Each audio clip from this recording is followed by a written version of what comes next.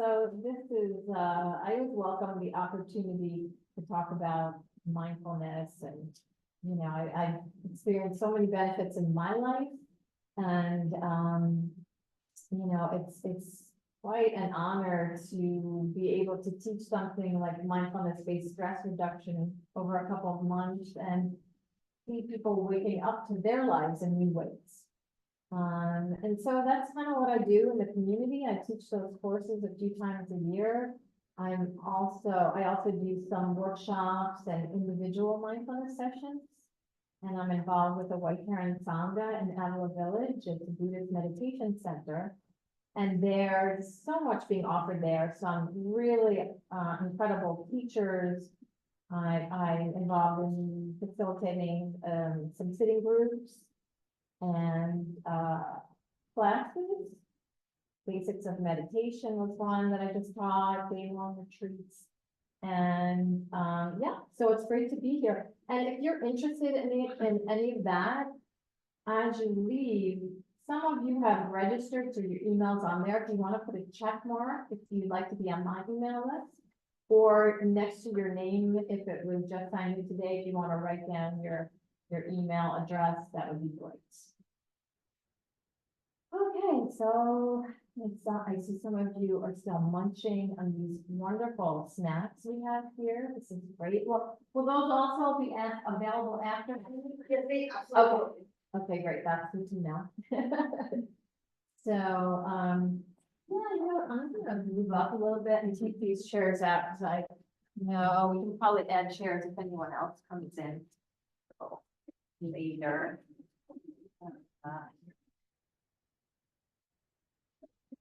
We made a big circle and then realized that we have this giant screen.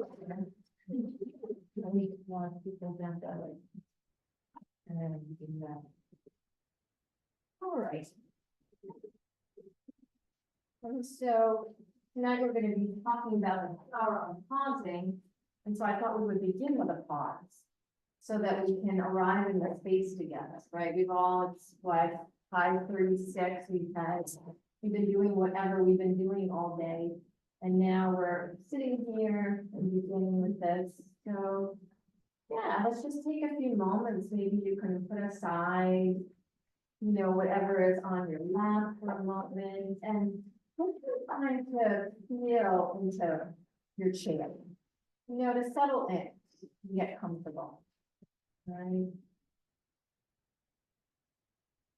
Just taking a moment to feel into the places where your body meets the ground in the chair. That direct experience of the places where you need those supports. And allowing your torso to balance over your hips. As best you can, sitting tall, the sense of dignity and presence, wakefulness. And then inviting some ease into the body, places where we tend to hold tension through the shoulders, muscles of the face. If you'd like to, you can close your eyes or bring a soft gaze downward.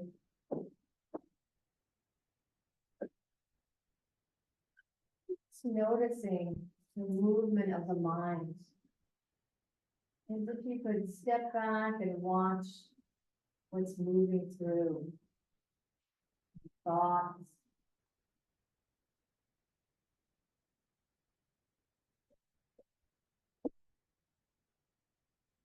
a sense of your energy in the moment. Perhaps you're feeling tired, weight, anywhere in between. Just noticing this, observing. We remind ourselves there's no particular way we need to be. We're simply being with however we are in the moment.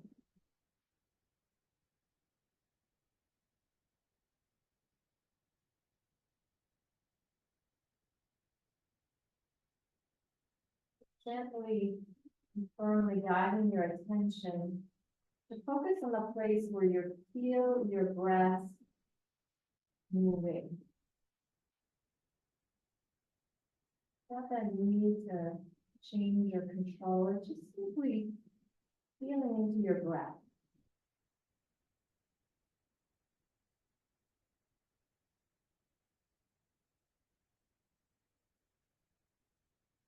This breath,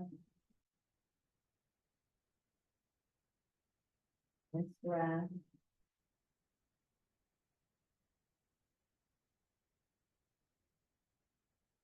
Feeling the mind move into thought, and that's okay. It's part of the practice. Noticing them. When we do notice this, it's a moment of awareness. The place where we have choice. Just for this few more moments of practice, choosing to bring the attention back to the felt sense of your breathing. Perhaps you most easily feel this in the belly, rib cage, maybe at the nostrils.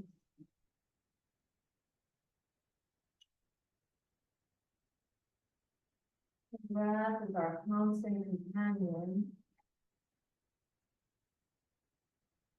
The doorway to the present moment.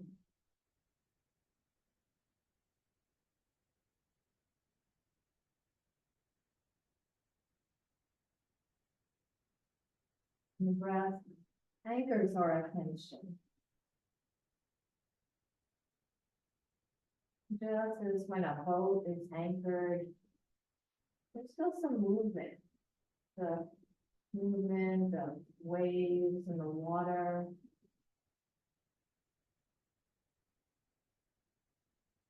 And so again, when we notice the movement of the mind, we recognize this as simply part of the experience of now.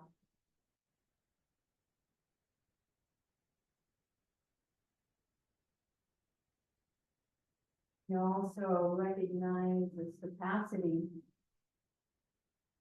to feel into the breath.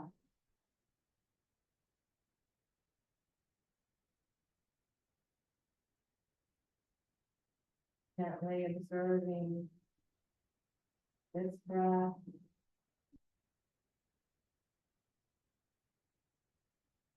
Breath.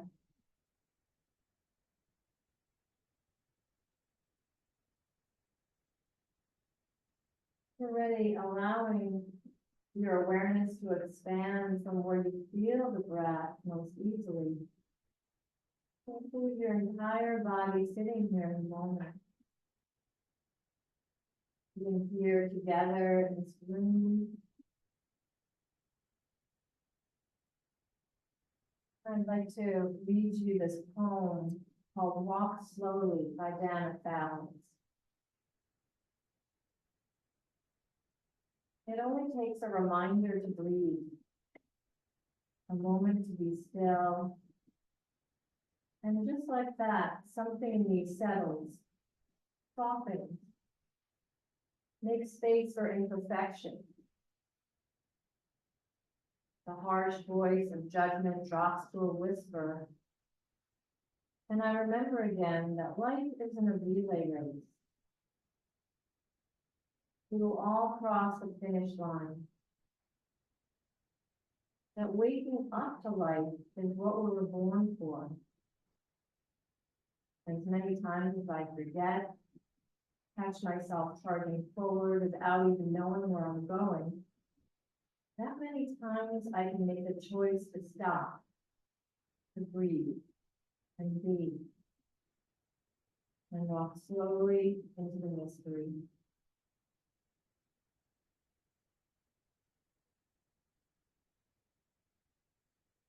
So, noticing how you feel, and if your eyes are closed, whenever you're ready, opening them. Moving in any way that feels nourishing, nurturing, maybe a little turning on the chair. Maybe do some neck rolls.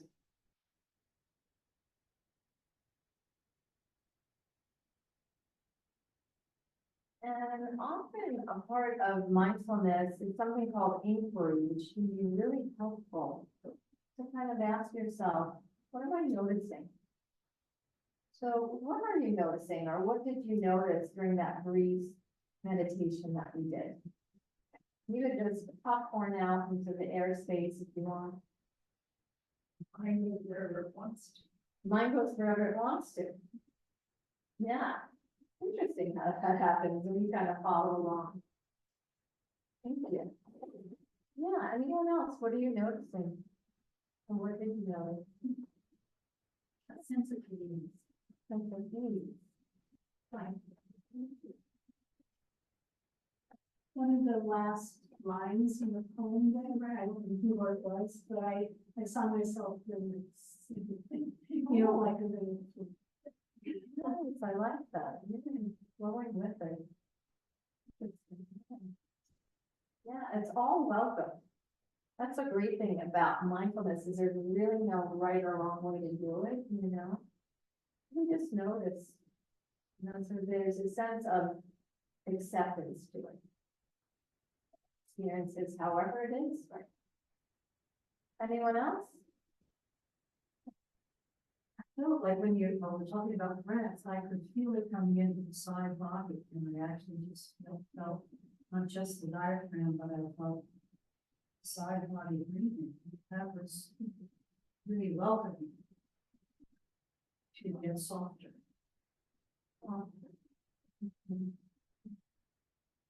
Yeah. Attune to like this just listen.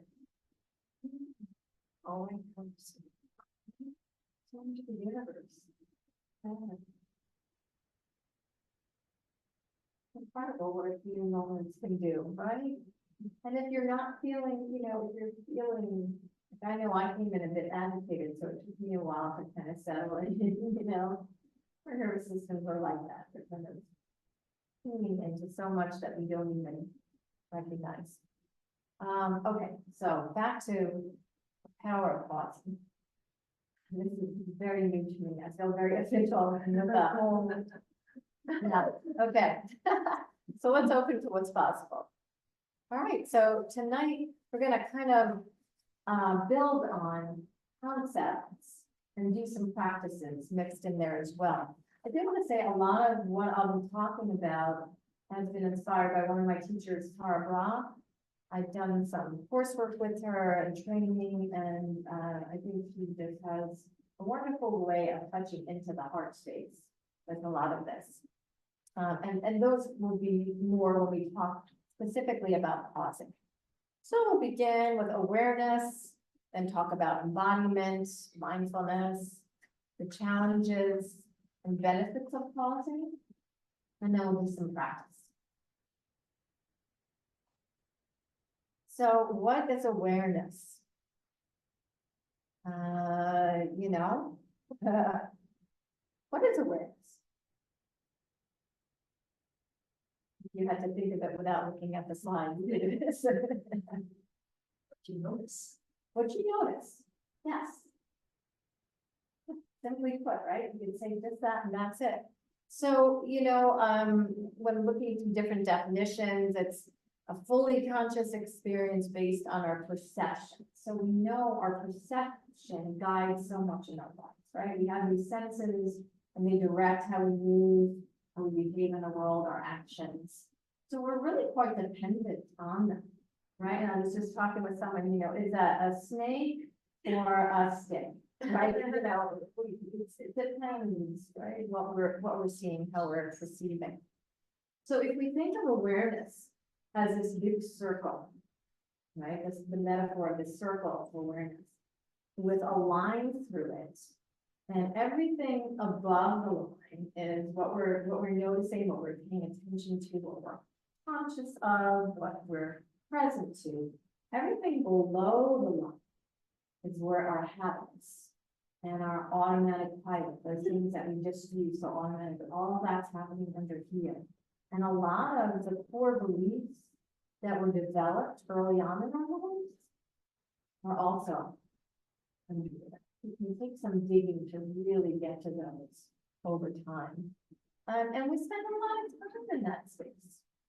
And you know what, sometimes it makes life a lot easier when we just know what we're gonna do and we're on autopilot and get a lot done, right? So, yeah. So what our mindfulness practice does though, it helps us to bring what's under here. Tarbot calls this living in a trance. So it helps us to bring what's underneath here, the conscious awareness, so we can look at, so we can relate to it and be with it. Right? Because if it's under here, it's still directing our behavior, and oftentimes we don't know why. Like you said earlier, you know, the mind is moving on its own. Okay. So, see if I have anything really important to say that's on here.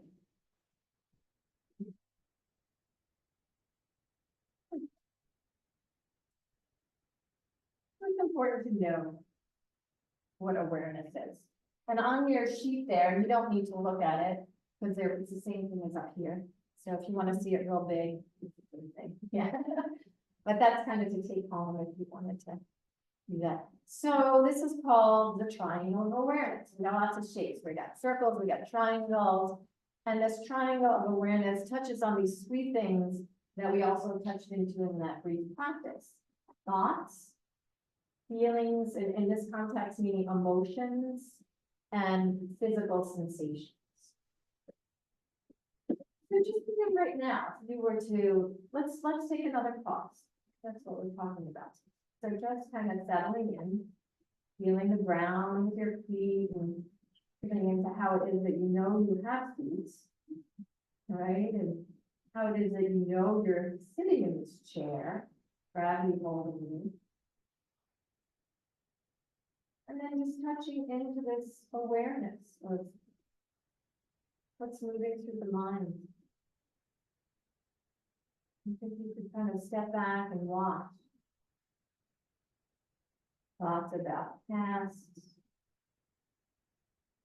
what's happening now, planning. I invite a sense of curiosity. Often these thoughts are just moving through and we're not noticing. Maybe we can label our thoughts. Bringing them above the line. Also, turning towards now the heart. Friendly curiosity. Noticing any emotions or mood states that are here.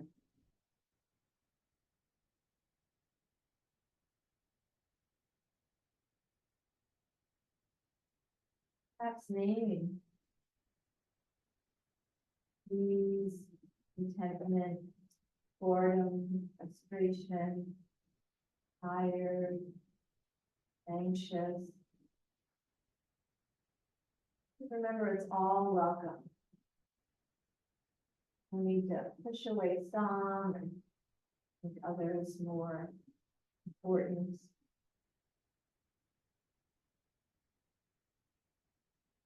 And then coming back to where we started, feeling into the body. From the soles of the feet, to the legs, hips, torso. The aliveness, energy of the torso, all the vital organs here. And working without even noticing. Arms.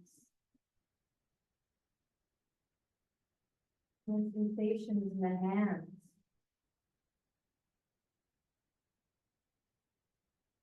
Perhaps a sense of warmth or coolness pulsing in the hand.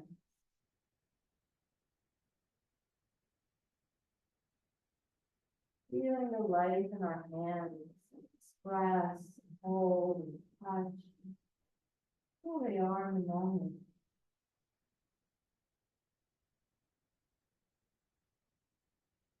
Moving along your neck, hold the head up all day. And all the sense organs that are present in the head, the eyes, nose, mouth, ears, skin.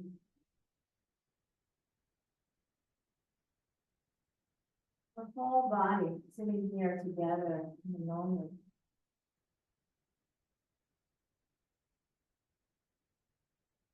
Keep your eyes are closed, opening them as you're ready. Just noticing what's felt here.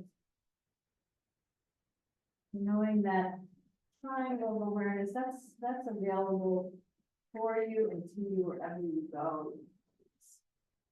Call on it. Challenge is remembering when we tend to be caught up. Okay. Move on, maybe make a note of what you're sensing now. As you open your eyes, you can still feel your body in the chair, right?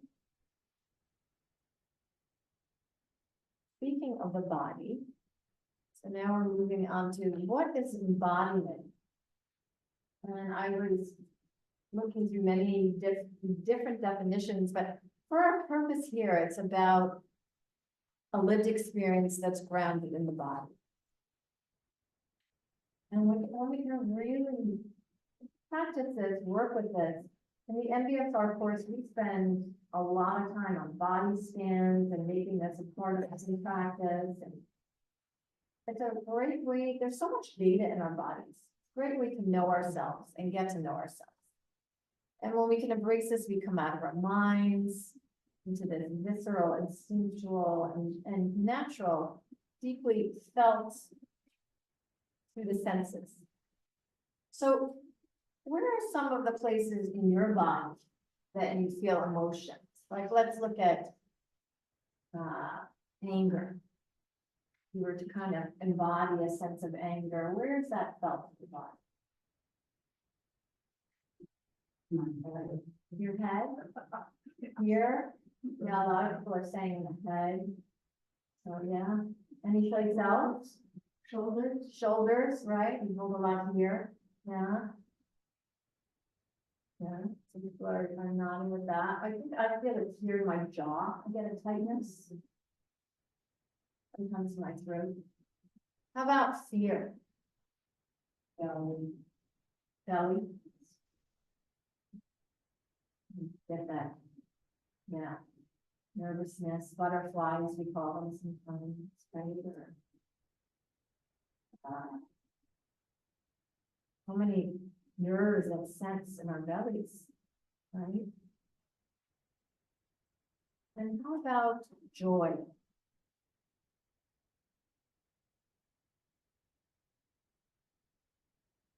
And somebody else said, my face, your face. Okay, the expression in the other face, the heart. Yeah, the heart has so much intelligence to it. In fact, there are many, neuroscientists are finding there's almost like a small brain in the heart. A lot of Eastern, yeah.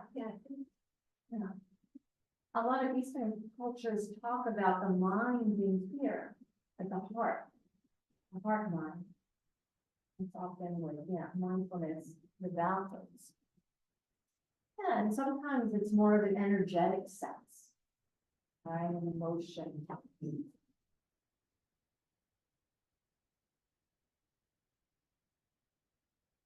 You ever feel like an emotion has a sense of energy that moves in the body?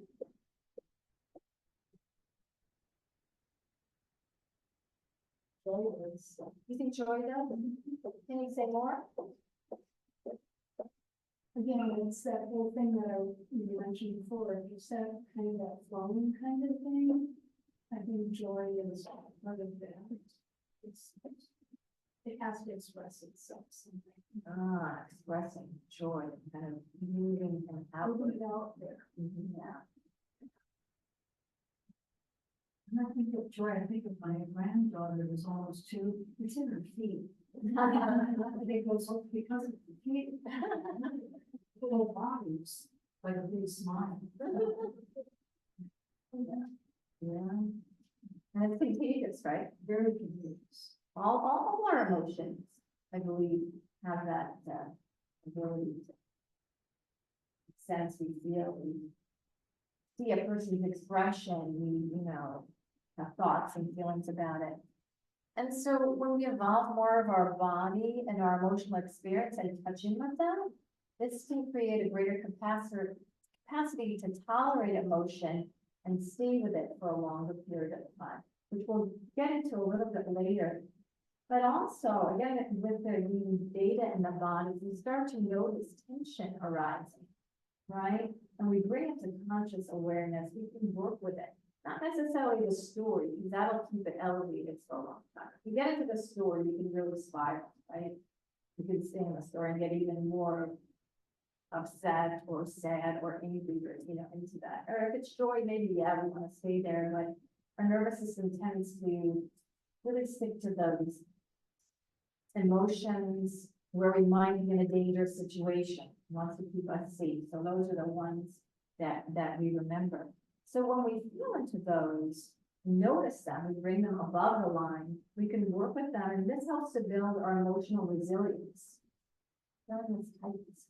Well, how can I work with that? How can I settle in and pause, even if it's for a moment? Get my feet on the ground. Okay? And for grounding. I feel like it makes a big difference to be barefoot on real ground. I like it. I guess it depends on how you feel and how stable you are there. Yeah, is that what you're finding, Ashley? Yeah, Yeah. like right now, I'm like, oh, I want to take my shoes off. Oh, okay.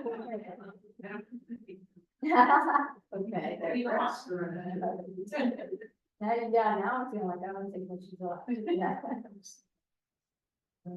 Let's see, so now we'll move into what is mindfulness.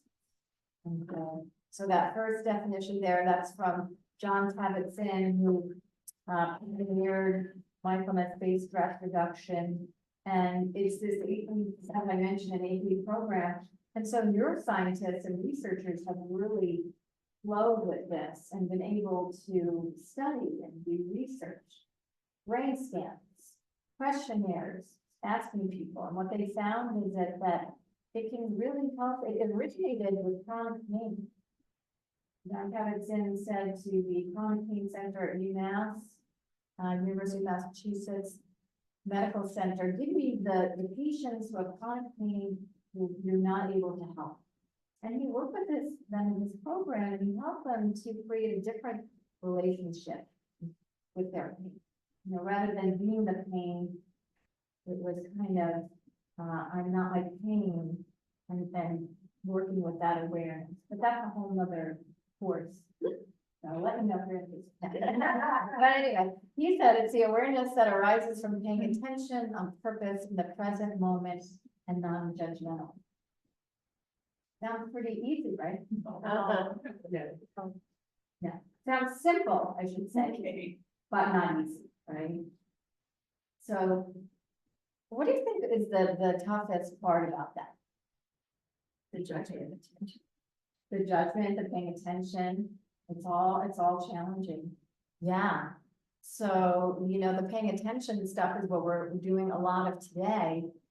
The on purpose stuff is the intention, the intentionality, like I'm going to do this. I'm going to wake up and I'm going to sit for 5 minutes, just notice, even just with the breath, the triangle awareness, what's going on. And just if you were to do that consistently over time, you would notice some shifts happen. It could be 5 minutes, 12 minutes. But that intentionality to have that consistency, again, something that's difficult for us when we're too busy doing so much, right? And somebody said the non-judgmental. We're hard on ourselves, right? we gotta get stuff done. We have things to do, you know, we have places to go, we have people to take care of, we have, you know. And so we become these, human doings instead of human beings, right? So I like Saki Santarelli, who worked with John Pevitt, saying quite a bit. He kind of brings a little more depth to it, right? A universal human capacity. So we can do this, right? We can do this. We have the ability. So it's a way of paying attention to the present moment unfolding of experience, right? It's not necessarily one way. It can be cultivated, sustained, and integrated into everyday life through in-depth inquiry, right? And just we touched on that inquiry, like what am I noticing now? And it's fueled by the ongoing discipline of meditation practice. So that's that on purpose part, right? Yeah. An essential aim is the relief of suffering and the uncovering of our essential nature. It's there. So our practice helps to make it more accessible. It's there underneath all that other, stuff and the trance and the habits and stuff. I think it's more pervasive, it's natural capacity that we can tap into. Okay. So pausing. I'm gonna get into that a little bit. I had another poem I think that's important to really touch on. I think we could do a whole course on, well, there are courses on mindful self-compassion. A lot of them are online, and they really address the sense of kindness towards ourselves that we just often haven't learned how to do that. Right? And neither did our parents and whoever raised them. This is not something that comes so naturally, even though we have this capacity to do it. So this poem kind of encapsulates some of it, but hopefully it might inspire some more inquiry and exploration for you. This is also by Dana Thau. It's called Self-Observation Without Judgment.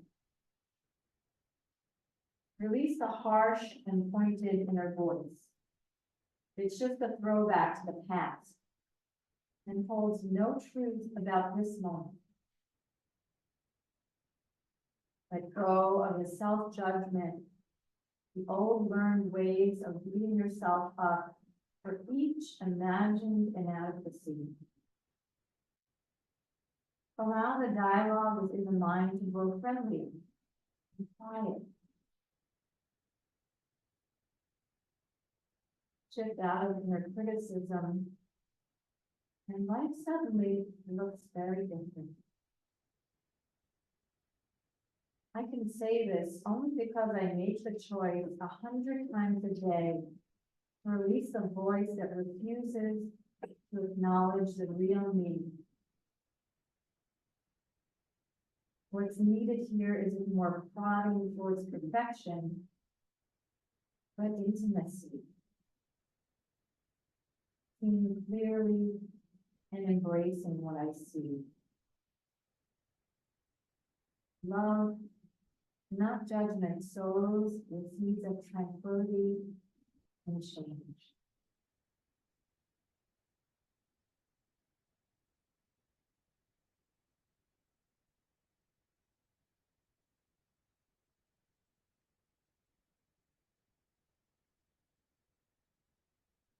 One more time to pause and we can talk about this. And I also want to introduce you to some more practice. Story. So yeah, there are challenges to pausing. And even right now, you might be thinking, "Oh, there's things I need to do, come home or tomorrow, or right?" We're wired this way to react habitually. We keep ourselves safe. We keep the genes and moving into the next generation. And this is part of our hardwire. And our strong conditioning from an early age reinforces all of that. right? We go to school, we gotta do well, we gotta dress a certain way, we have to eat a certain way, we have to act a certain way, you know. Yeah.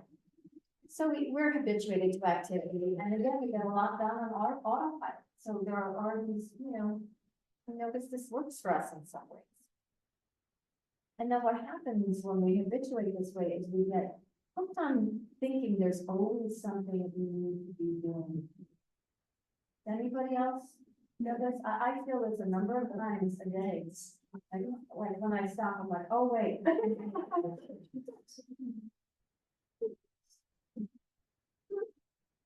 Time and space. The other thing, yeah, so we're looking for what's wrong, what needs to be fixed.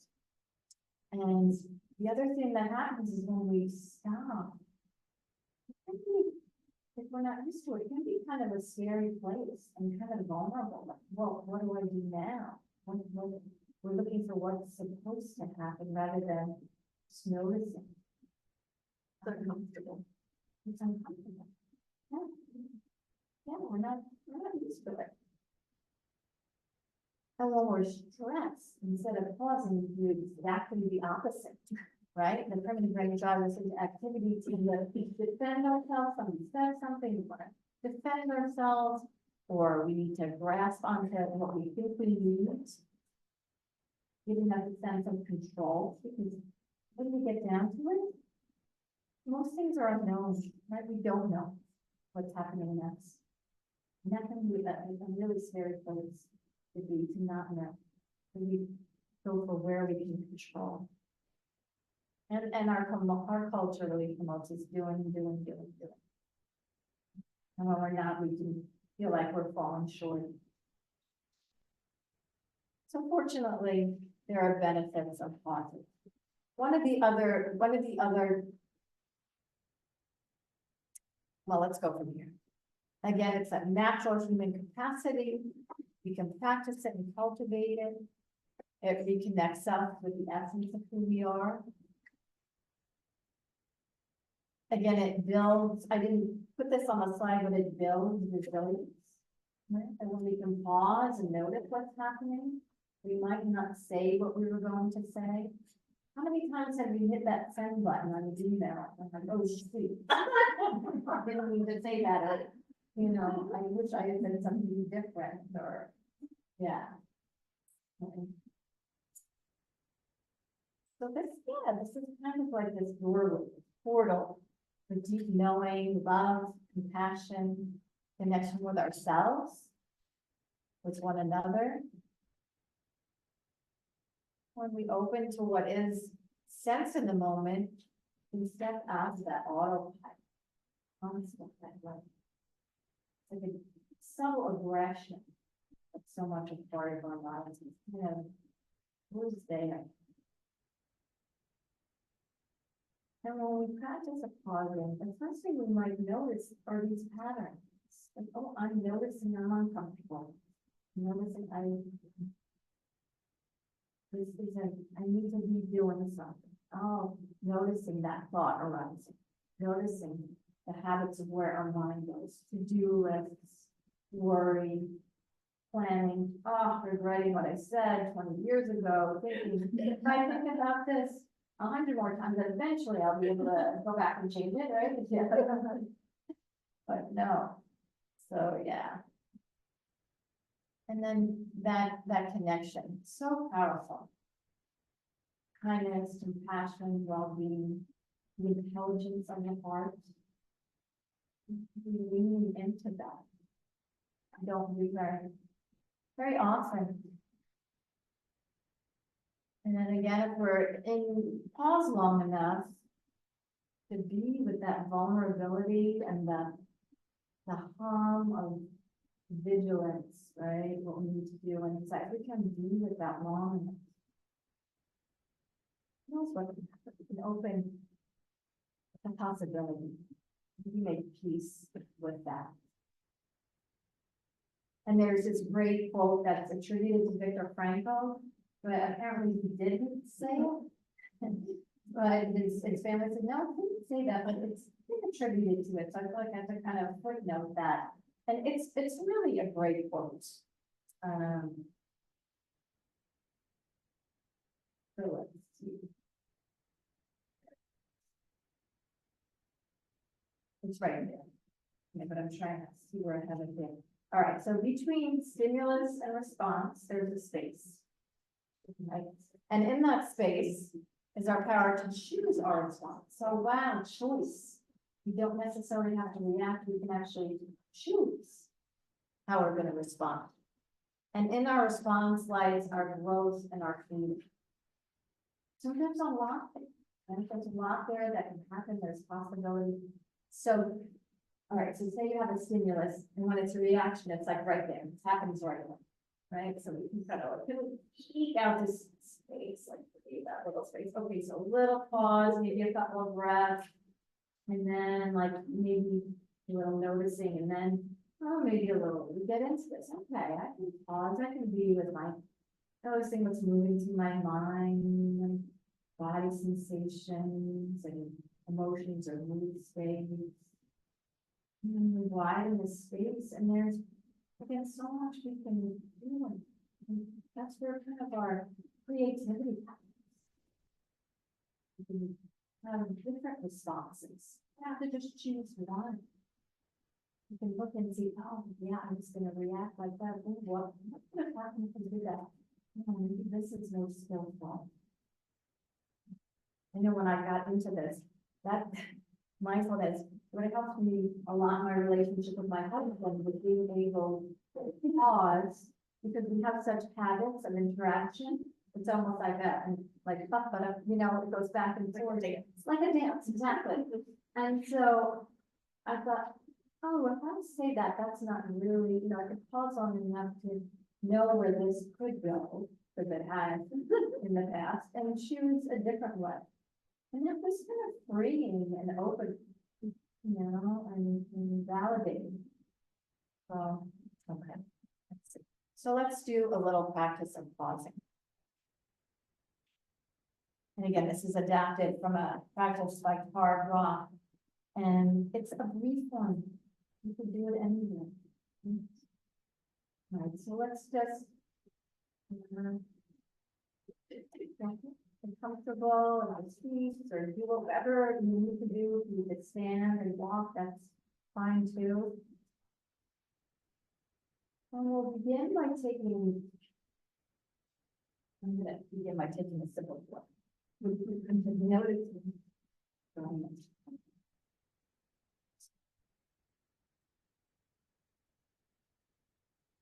So 3 full breaths, right? So beginning by taking a slow, deep inhale.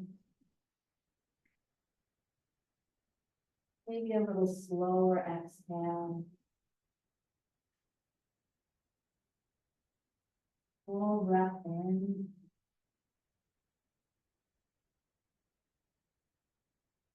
Slow breath out. More and more of these full and deep breaths at your own pace.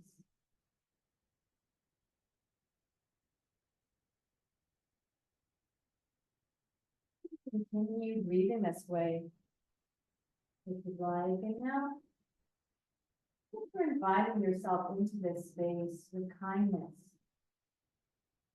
It's opening to being here, whatever that means for you now and then.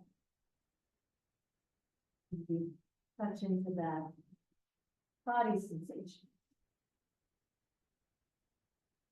And opening to your senses. Noticing thoughts moving through, mood state, breath, feet on the ground,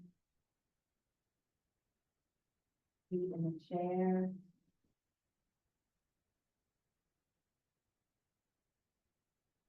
And the breath. Constant companion of the breath.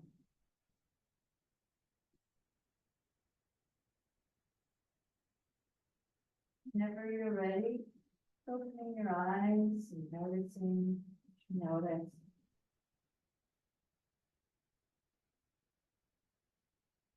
Just wait, just do it for 20 seconds.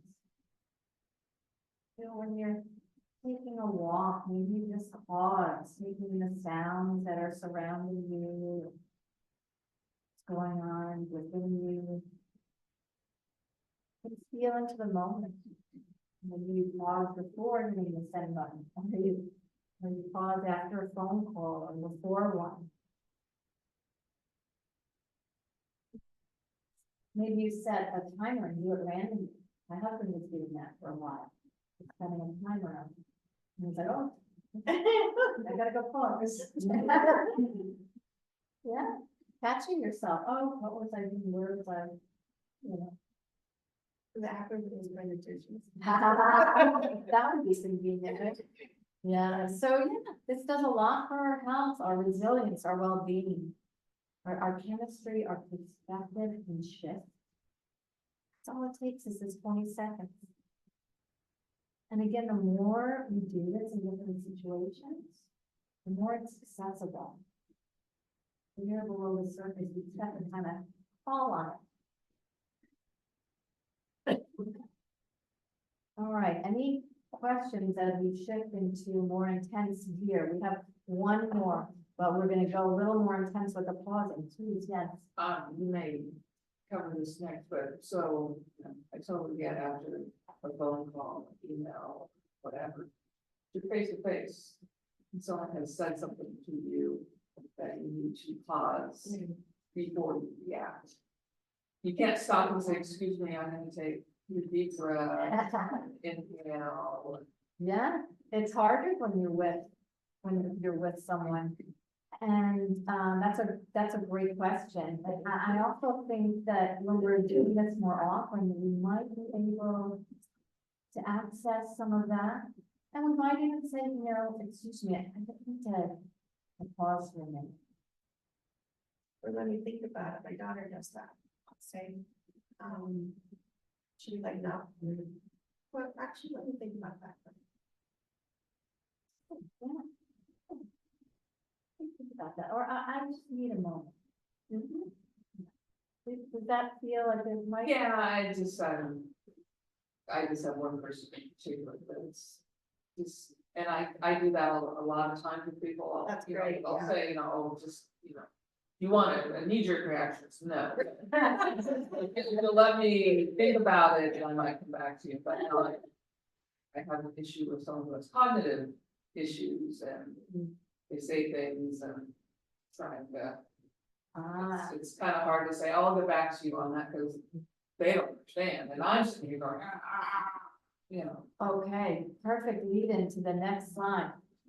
All right, practicing pausing in stressful interactions. Okay, 'cause this is, this is where we need this stuff. And it's not always so easy. You can't just always just stop. So we practice first, right? To try and get this to be more accessible, to be more in our awareness, in our field of awareness. Like, oh yeah, I have this tool, right? It's right here. It's right here. So it starts with the same way. And if you'd like, we can move through this practice, okay? Rather than reading, so maybe just getting comfortable, settling. If you need to stand again, that's an option, or walking around, whatever you feel, and just, we have a few more moments left here, so hopefully we can still work with this practice and pause. So again, we're gonna begin with 3 deep breaths. That slow, deep breath in. Long exhale.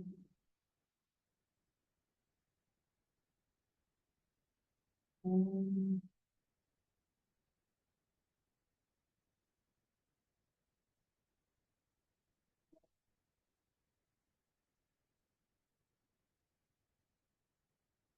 More inhale.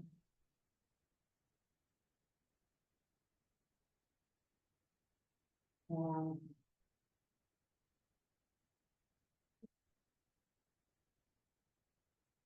kindly inviting yourself to be present in this moment, just as you are. Opening to your senses, to what's felt here, to the body, to mood and emotion, thought.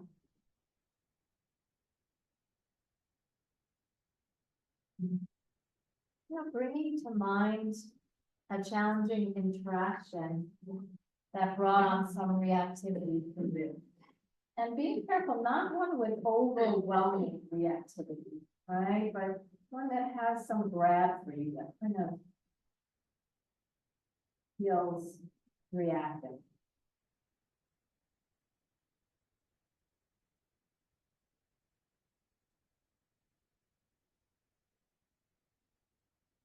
I'm gonna pause here because I wanted to tell you a story.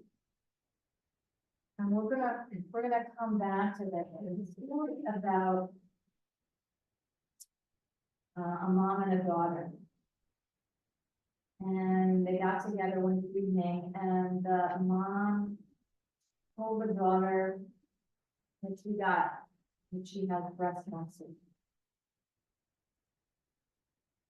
And the daughter, as soon as she heard this, she felt sadness, guilt, anger, and regret, and began future tripping, right? The initial shock was really intense. She went into planning mode, what needs to happen, what are the treatment options? How soon do we get the lump removed? Rather than pausing, she was going into control mode. She thought, thank God for this work, for learning how to pause and arrive, because despite the complete spiral I was in, right, I still had enough presence to ask that all-important question. What am I noticing right now?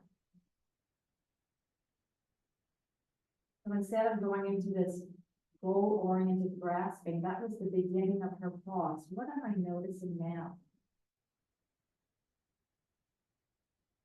In the midst of this challenging situation. She said, I was able to do something I would have missed otherwise. My mother didn't want to talk about any of these things. As I was weighing for options, whether it was a biopsy or mastectomy, she sat on a high-top chair in my kitchen, staring blankly into a cup of coffee. I was trying to be strong for her sake and mine. But it suddenly became clear that wasn't what she needed. She was scared and needed to be scared. I was barely holding it together, scurrying around, making dinner and poring over doctor's reports. Staying busy was my way of avoiding a total collapse, but being present, pausing and being present allowed me to shift. I took a breath, walked across the room, and wrapped my arms around her. It was an awkward sideways hug, but it was also a long, necessary one. And then something happened. Slowly, she started rocking from side to side, like a mother rocks a child, except the child was now the caregiver. It was a sweet, tiny moment I'll never forget, and one that I surely would have missed were it not for the power of mindfulness. And so this was kind of a hard one for me. My mother had metastatic breast cancer, and I was always in the fix-it doing mode because, denial was a strong defense mechanism in my family, and we weren't going to talk about the scariness, the awkwardness, and feeling the vulnerability now of even sharing it. And I so regret not having. My mom knew I loved her, and I hugged her, and I held her. There wasn't this recognition of what she was going through at the time. And I forgive myself over and over again, come back to it. Yeah. And then soon after my mom died, I was diagnosed with breast cancer And I was in shock. And it was at that time I began pursuing more of these practices. And, oh, have they helped me so much, through so many, well, through surgeries, through, you know, all the challenges, through raising kids, through relationships, everything. All right, so I thought it important, I didn't want to leave out that story, I think it's an important one, so now we come back, let's just come back to our breath. Maybe one is noticing what's arising for you in the space.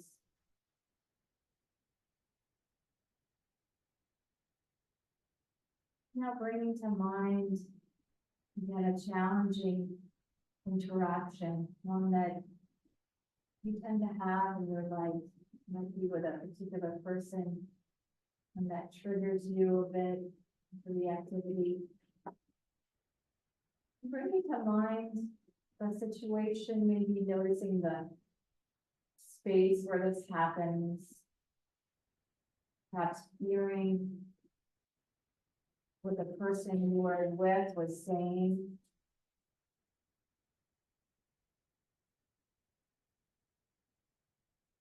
Hearing their voice, the expression on their face.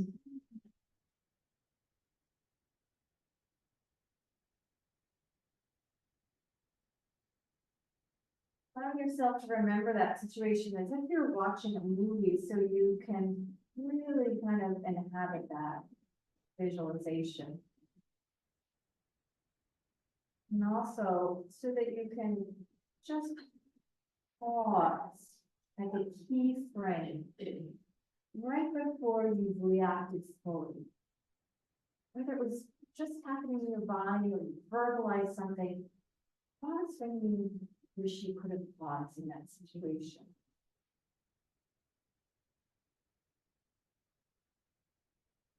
In that pause, let's go back to the 3 deep breaths.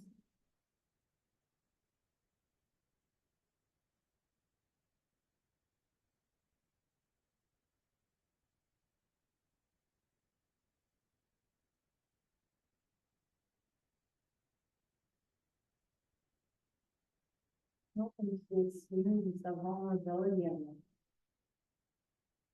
Leaving that in. Any angst or suffering, or tightness in that experience. Perhaps breathing out love, passion, kindness. This allows us to be with that felt sense of what happens when we're triggered, right? What's going on in the nervous system, the body, heart, the mind, rather than running from it.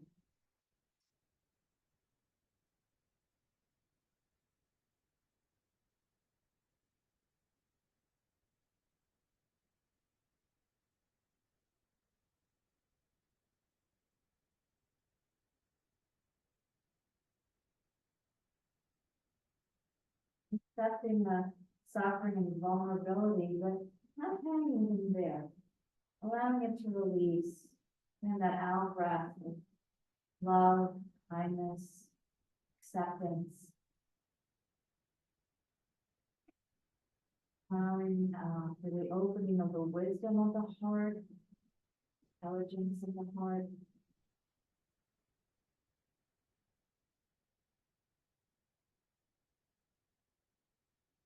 Kindness is really important, especially if you're noticing judging yourself. Right? Inviting that gentle quality and attention to the experience. Perhaps also allowing the pause to include attending to the other person. Noticing this space, what else do you see about the other person when you're not in that grip of reactivity? Perhaps sensing their vulnerability, their reactivity. He says that the woman whose mom was diagnosed with cancer could see she's afraid He just needs to be with his peers.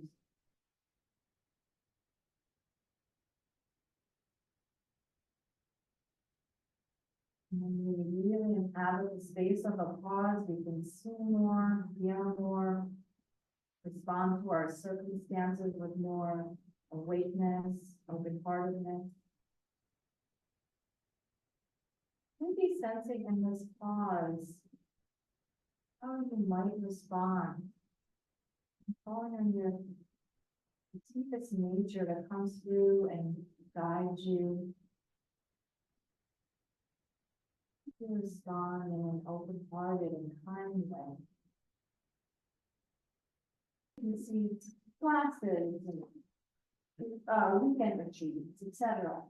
And if you wanna sign up on the sheet, if your email address isn't there, I can send you announcements if you'd like.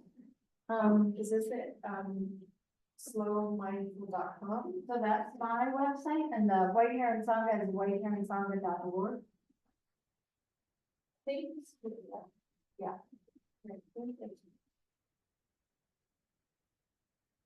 Yeah, so, this is to support your practice, it can be tough to start going, but in a supportive community with other people who are also practicing, it can be really powerful. You want to picture? All right, thank you so much, everybody, thank you. You're welcome.